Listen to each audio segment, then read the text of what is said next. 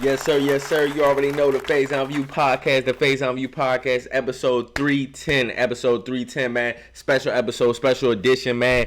Shout out to MLK Day, man. MLK Day, man. Martin Luther King Jr., man. Monumental day, for real, for real. And we're going to delve into everything and this revolutionary icon, all right, that is still talked about today and should be still talked about today, all right? Like, share, subscribe at the Faison View podcast. Like, share, and subscribe at the Faison View podcast. You already know, man.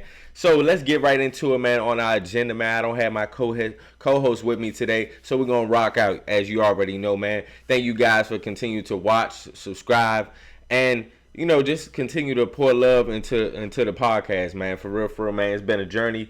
I've been like on 3, maybe to 4 years now. So, man, consistency is key. So let's get right into it, man. Let's unpack it, man. Happy MLK Day. All right, we're going to talk about the statue in Boston, man, which is very much so a backhand slap, man, to MLK. We're going to get into that. And question of the day, why is every MLK street in the ghetto or bad areas, no matter where you're at in America? All right, we're going to break that down, all right? And honestly, this is a real big topic in the black community, man, for real. So not understanding why colorism is such a ongoing topic in the black community. All right, we're going to delve into that. And I feel like this was a fun one. All right, what is something you learned about driving that you didn't learn at driving school? Okay, now that you know and you out on the road more. All right. And lastly, the infamous, you already know the infamous, would you rather? Would you rather take boxing or martial arts? Okay, would you rather learn to box or do martial arts? All right, so let's get right into it, man. Happy MLK Day. Happy MLK Day. All right, revolutionary icon legend. Martin Luther King would have been 94 years old. And it just speaks to, like, his day speaks to much more than, you know, what we make it out of. It was sacrifice. It was for a bigger cause. And it wasn't just about, you know, everybody talking about the dream and just the generic things. It was about more than equality. It was about equity. Us having the same things and having the same playing field as others. All right, on top of being equal. And as you see today, history only repeats itself. To riots, to the injustice with the police systems, to the injustice within the whole spectrum of how everything is still going on today.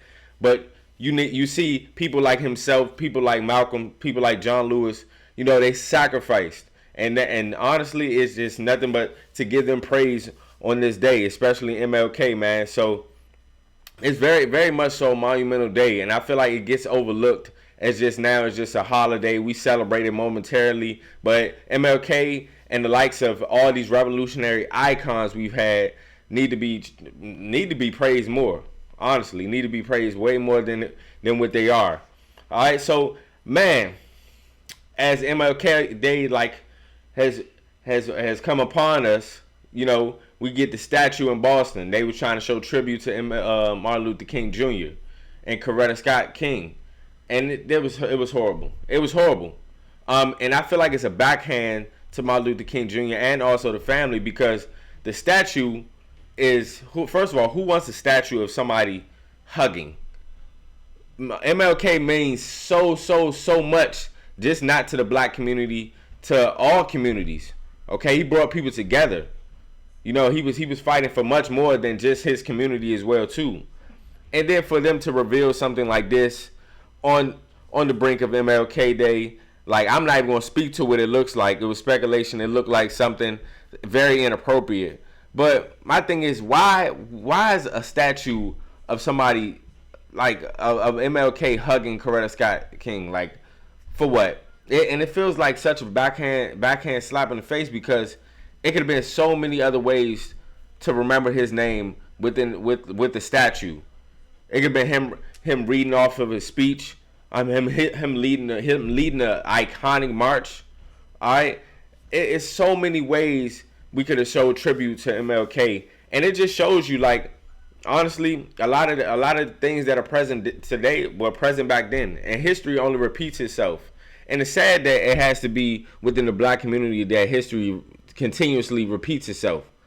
You know, that was such a slap in the face, and it leads to my conversation, because I'm all about giving MLK his praise, but I want to know why every single time it's MLK, we see MLK, and that's my question of the day. Why is every MLK street in the ghetto or bad neighborhoods or bad areas in America? That's like a whole nother conversation. So it's like we show tribute to him, and it feels like, okay, well, we just give you this holiday in a sense, but of its true essence, it's a slap in the face, because every MLK it's around the ghetto areas. It's right next to a liquor store. It's a violent streetway. No matter where it is, it can be Kansas all the way into DC, all the way to Maryland, all the way to Virginia, spanning everywhere. It's an MLK street in a lot of neighborhoods within America. And I feel like it's very much so a black backhand. And I feel like this statue was a backhand as well. Like it's weird. It's weird. It's the weird times we're in. Like the undertones of certain things. And that's why it's so important what his message was, what MLK message was, is to really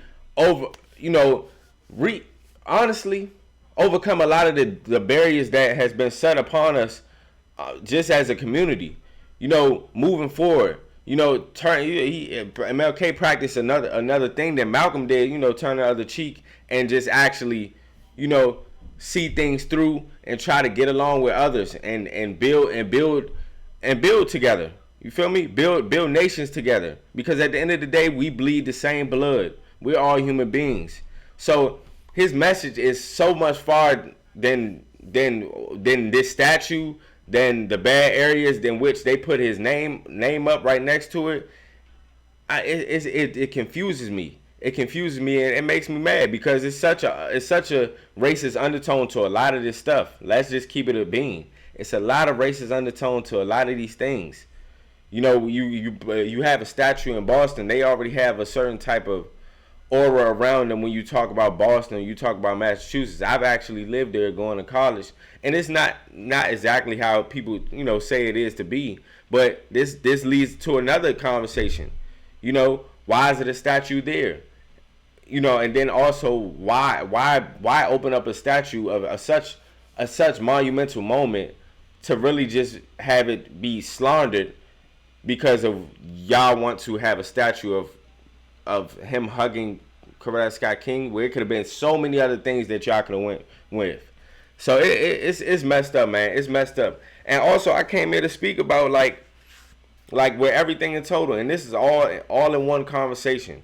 It's all in one conversation, because I feel like from where we were back when MLK were making these movements with the John Lewis, Malcolm X, to the many more names.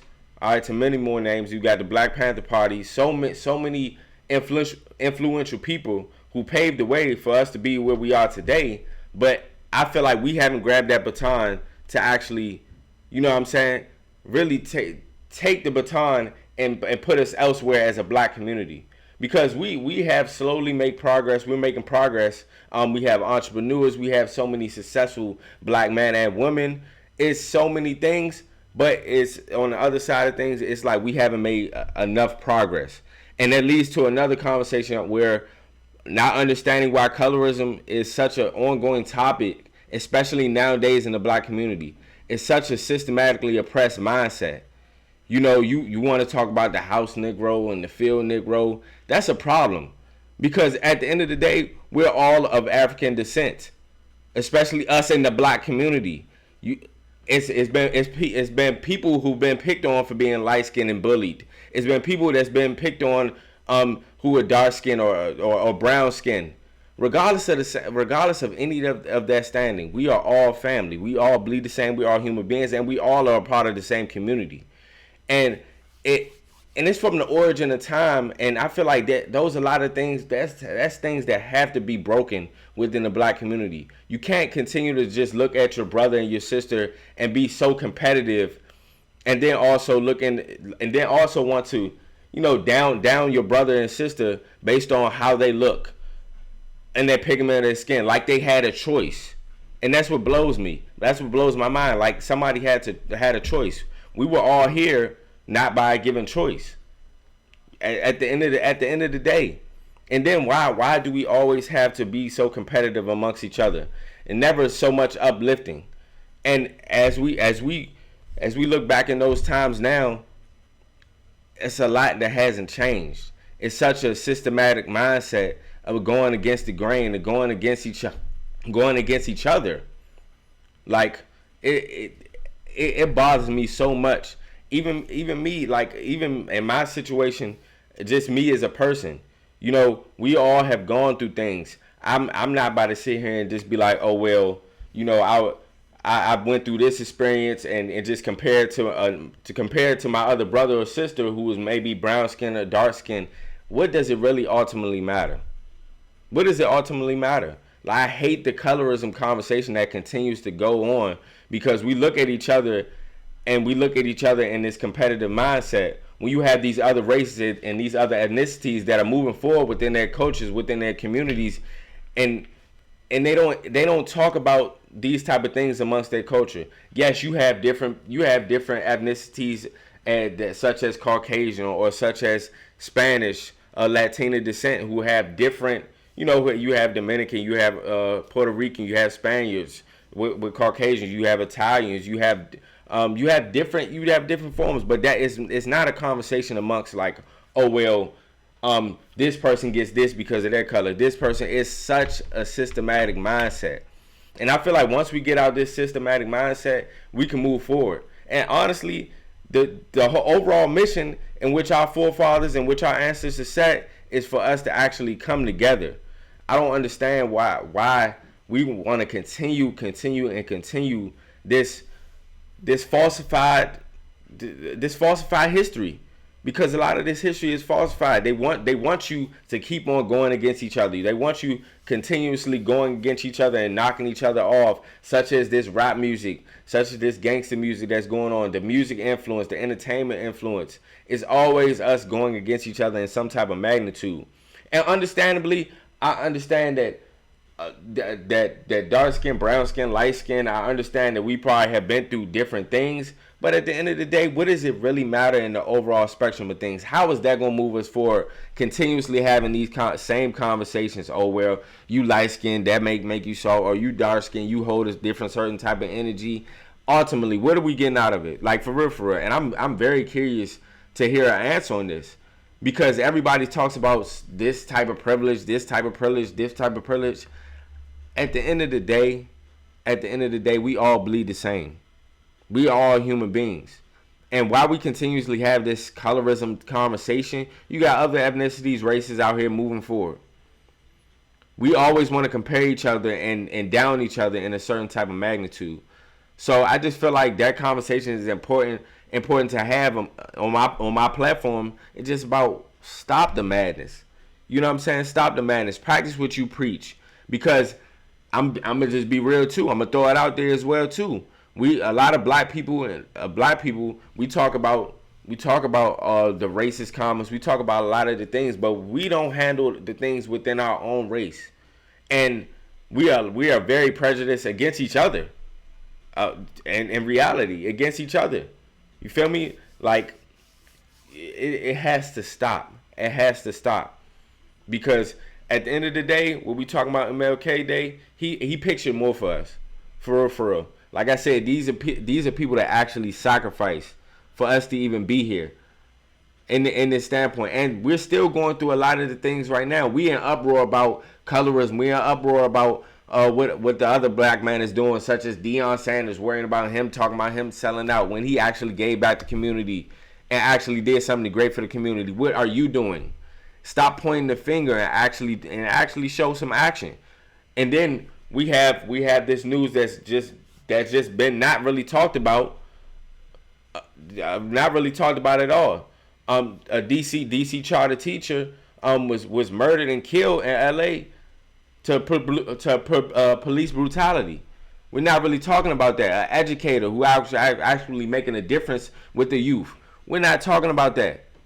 That's not our conversations. Our conversations is more of, oh yeah, with this court situation, with this going on, us seeing in a certain light with the snitching allegations, with the gunner situation. It's so many different conversations going on. But at the end of the day, we're the conversations about us moving forward, collaborating, doing this and doing that. You know, it's just to change the conversation. That's what really needs to happen. Because we stuck We stuck on this systematically oppressed mindset, and it's like, when is enough gonna be enough? For real, for real. It's like, it's 2023. We're still dealing with trauma from 4, 5, 600, 7 years ago. We have to break the cycle of not being taught the same ideologies and certain things. You guys got to move forward. And like I said, like, I'm not innocent in this world too. For sure I'm not, and I'm not perfect. But I understand that this is a marathon, and within this marathon, if we want to control our own narrative, we have to push forward and break these barriers, and not continue to stay one track minded and comparing each other. Yeah, enough is enough. Because I hate that conversation about the light skin, brown skin, dark skin, because ultimately, where is that going to get us? For real, for real.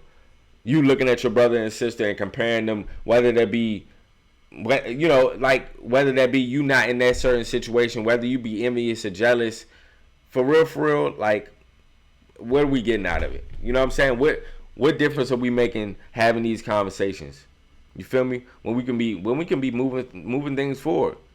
You know what I'm saying? Like, so I always frown upon those conversations, man. And like I just said, just touching on MLK Day, man, for real, I feel like he's very much so proud, but we have a long way to go. We have a long way to go. Cause our ancestors, they look for more out of us. For real. Like the fighting, the bickering, the competitiveness, the murder, you know what I'm saying? Everything in its whole. Like I said, we're taking slowly but sure steps, but it's like when certain conversations happen, we digress. That's why I was so mad about the Deion Sanders situation, because you have somebody here who is a pillar in our culture who went back and was like and picked up our people, went back to the HBCUs, funded the whole school, bought them everything and anything that they needed. And guess what? At the end of the day, he was slapped in the face by those same people that he helped out. Or, well, you not doing enough, or, well, you a sellout, or, well, you know, and not knowing the ins and outs of everything. You feel me? Nobody owes us anything. But for him to do that, and now you have people like Ed Reed going through Bethune-Cookman, and that's a whole nother conversation too. You know, why is this black successful athlete, or just anybody just black that's actually trying to make a contribution, they get fed seeds and get fed the small stuff, you know, they had to do for themselves. He was just Ed Reed just came to social media upset that he has to pick up trash around the field and do all these other things. You know, not saying that he doesn't want to do so, but if it was another ethnicity, another culture, another person in that position, that wouldn't be, you know what I'm saying, that wouldn't be the consensus. They wouldn't have to do that. So for real, it's just all about us pushing forward and honestly supporting each other. Like, supporting each other. Feel me? Like, y'all, we easily influenced by everybody else's, you know, upbringing and what they got going on, when we have the most power within our ethnicity, within our culture, within our communities. So I just feel like we just need to take advantage of it, man. These conversations need to be more had about us moving forward. You know what I'm saying? That's why I like a lot of these content creators that actually moving the culture forward, especially like Earn Your Leisure, talking about financial literacy, you know, and moving culture forward without not having this certain type of mindset where if I have this money in the bank, the first things I'm going to buy is Jordan jewelry and things, instead of buying real estate, instead of investing your future the correct ways. We have to break the cycle of just being so one track minded in our certain ideologies and what's really not, like, what really doesn't matter. You know what I'm saying? We have to separate what really matters from what really doesn't. You know, your appearance really doesn't have to matter, but so much in regards to the glitz and glamour and the materialistic things. You know, just certain things that are being taught nowadays, it is good for the culture, but we also have to seek that good content that's out there instead of looking for the drama, the messiness, ratchet TV. Let's keep it a bean. For real. Because if we continue to stay this one track minded, we can't move forward. All right, so for sure, man, shout out to MLK. Happy MLK Day. All right, must us all celebrate correctly in his name, for sure, man. All right, man, I feel like this is a good conversation to move on to a lighter note. All right, what is something you learned about driving that you did not learn at driving school? One thing I definitely learned is that everybody on the road has an attitude about something. And road rage is very much so real. Like everybody has somewhere to go, somewhere to get to. Whether matter if they move it slow or fast, you know, it's always an attitude. Road rage is a real thing. Another thing that they didn't tell us about driving school is to watch out for the Dodge Chargers, the Hellcats, man, because I'm gonna just be real, man. Those folks who drive those, and I'm not just telling to everybody, if you can drive, you can drive, but they're the most reckless drivers ever. Like get them off the road, because I love Dodge Chargers and stuff like that, but like how I start to look at them now, I'm just like, bruh, all right, enough is enough. And I feel like what a lot of people didn't learn in driving school, and I would just to go off a little bit of topic, is parallel parking. Parallel parking is really a lost art. I don't know where everybody lives, but these driver tests, I was speaking to some of my students, they don't even know how to parallel park or what it even looks like, how to do a certain type of turn, look in your mirrors. I feel like less is being taught within the driving schools of present day. And that's no shot to anybody, but I just feel like less is being taught. Because, like, now I see on the roads now, like nobody putting their blinkers on, how people merge in certain lanes. Like, that's one of the most important things that I learned, but I didn't learn but for so much until I got really out on the road, was the merging lanes. Because, like, I've been in, 2 to 3 car accidents, not my fault, been sideswiped because somebody's not properly merging. You know, me and my best friend, man, me and him almost possibly died. Thank God we didn't. But the young lady, like 18, 19, we going by like 40, they going about 70, and they just merge in the lane, like they merging one by one, hit us, knock us all the way off the road. We hit a pole. You feel me? So I just feel like something that I learned out driving that I really didn't learn in driving school as much was those few things. Like, everybody got attitude, everybody got road rage. Also, everybody doesn't use their blinkers like they're supposed to. And then also merging. People don't look through their mirrors. And also, man, with this young generation, I'm not sure where everybody is. It depends when you are. I'm in the DMV area, but parallel parking, like parallel parking, and just parking in general. Like, I hate when somebody parked in, just, it could just be like not but so many cars, but in the parking lot, but you find a parking space and somebody over the lines, daggone parked in 2 spots. You know what I'm saying? Like, oh my goodness. But that road rage is serious, man. And for real, costing lives. Like, I had to learn myself, like, to humble myself, chill out, because you beep the horn, depending on where you at, man, that might be the last thing you do in life. Because people pop them trunks, man. People really be about that on that road, man, for real. All right, lastly, the infamous would you rather. Would you rather learn to box or do martial arts? For me, this was tough. I'm going to say martial arts. Reason why I say martial arts, because it deals with everything. Yes, it's not more so just straight boxing, but you also learn how to fight. You also learn how to use your legs, maneuver, and also, like, wrestling as well too is involved in that. Martial arts, all in one. And I feel like UFC fighters, like in MMA fighters, they don't get really enough credit how gruesome and how hardcore and how tough and how much heart you have to get in that ring. Boxing, for sure, these are the 2 toughest sports, one of the 2 toughest sports to me, boxing and martial arts. Because you gotta get in that ring and know that this can be your last, for real, this can be your last breath. You get hit in your temple, you get hit in the right spot, that can be your last breath up in that ring. And for real, and that just goes to show that how technical, and also fundamental you need to be within both of these sports. Because one counter can be your last, boy. One counter can be your last.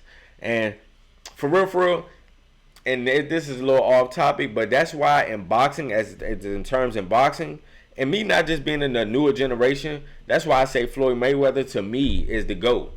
Reason why I say that is in regards to boxing, the whole objective is not to get hit and make sure that you land more punches than your opponent. Floyd is so technical. Don't even think about the 50-0 record. I'm just talking about technical in the fact of he's so a defensive fighter, and his counterpuncher and his jab was so efficient. And also, like, you see him now living his life. Back then, a lot of these people, with the exception of like certain people like Mike Tyson and a lot of other people that was just straight dominant, you really couldn't do nothing with them. But now you see a lot of these older cats, they got CTE, they have brain damage, they have a lot of effects because they were hit so much, dementia, all these type of things, because they were hit so much. So that's why I'm just like, man, I would give my hats off to Floyd. Everybody sit here and say, oh, he didn't fight anybody. That's what blows me too about that conversation. Who Floyd didn't fight? He fought a young Canelo. He fought Cotto. Like, I mean, we can go down the list of how many people, a young Zab Judah. You can go down the list of so many people, Hatton, that he fought. Madonna. You know what I'm saying? I can. The list goes on, and he was fighting these people outside of his prime when they were younger.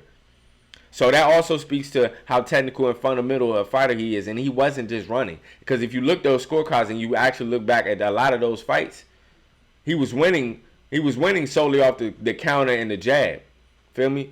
So, in regards to would you learn how to box or do martial arts? I'm gonna say martial arts because that's everything. That's everything. I'm learning everything, man, for real. Because even if you're being a professional boxer, like in a real street fight or something, who's to say that you can't lose? You feel me? But if I have martial art technique, now I can do everything, for real, for real. You know what I'm saying? So another amazing episode, man. Another amazing episode of the Faison View Podcast. Much love. Thank you. Hey, like, share, subscribe at the Faison View Podcast, episode 310. We out.